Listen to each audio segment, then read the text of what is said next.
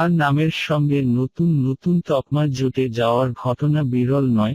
আবির্ভাবের পর থেকেই পারফরম্যান্স যেমন নজরকাড়া, উপমা জুটে যাওয়ার তালিকাও তেমনি লম্বা।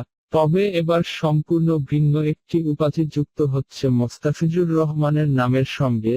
বিপিএলের আগামী আসরে আইকন ক্যাটাগরির খেলোয়াড় হয়ে মাঠে নামতে যাচ্ছেন কাটার মাস্টার। সোমবার বিপিএলের গভর্নিং বডির মিটিংয়ে টুর্নামেন্ট দুদিন এগিয়ে আনার বিষয়টি সহ আরও কয়েকটি গুরুত্বপূর্ণ সিদ্ধান্ত হয়েছে। মোস্তাফিজের আইকন ক্রিকেটার হওয়ার বিষয়টি ঠিক হয়েছে সেখানেই।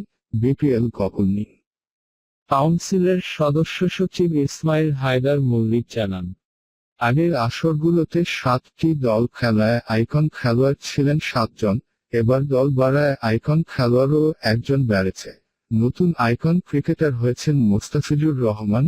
মূলত জাতীয় দলের খেলোয়াড়দের পারফরম্যান্স বিচার করেই আইকন ক্রিকেটার ঠিক করা হয়।